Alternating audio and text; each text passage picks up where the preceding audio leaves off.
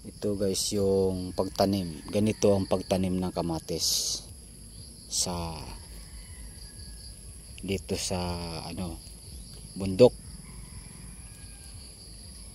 Kaya yan guys ay ganyan ang tanim namin at may tulos at lalagyan dito yan ng tali dito, yung straw yung tawagin, straw dito yung tali. Dito naman ay lalagay dito yung gitna na tansi kung tawagin, dito sa dulo na to. Kaya ganyan yung tayong tulos namin para mas hindi matumba sa sobrang bigat ng bunga na ng kamatis. Pag yan ay nagbunga na sa sobrang bigat, hindi nakakayanin nung katawan nitong kamatis na to, hindi nakakayanin kasi babagsak na yan, didikit sa lupa, ay masisira yung bunga. Kaya yan ay linagyan namin yang tulos, yan kumbaga kahoy dito yung tali niyan at saka rito tatlo ang tali niyan hanggang gitna dito sa medyo pagkaikis na tali, yung ikis ng yung kawayan at saka kahoy. Ganyan guys ang pagtanim ng kamatis.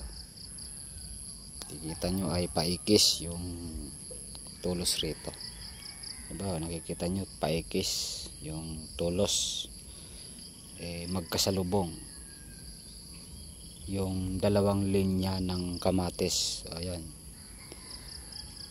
ganyan ang pagtanim.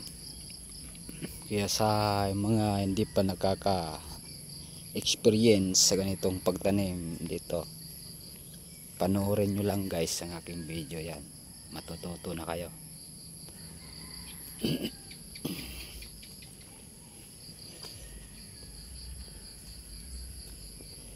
Ito nga guys ay hindi pa tapos.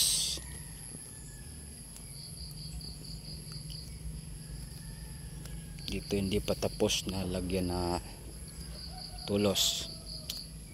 Dito medyo hanggang doon sa dulo na yon, hanggang doon sa kabila na yon.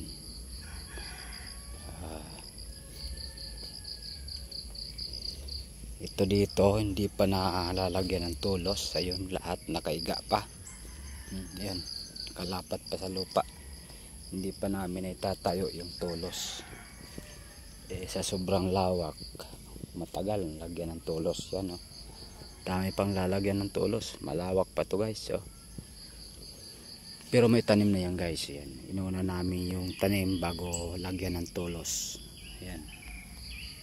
Ito guys ay 2 days pa lang mula nung itinanim siya. Ganyan kalaki. 2 days pa lang yan guys. Yan ay lagyan na namin ng tulos, naka-ready na dyan sa gitna nya. Ito wala pang tulos. Bagay ayun, ang dami naman yung tulos kung kahoy, pwede pa yun ay magkakasya pa yun dito. Ganyan kalaki guys yung mga tanim.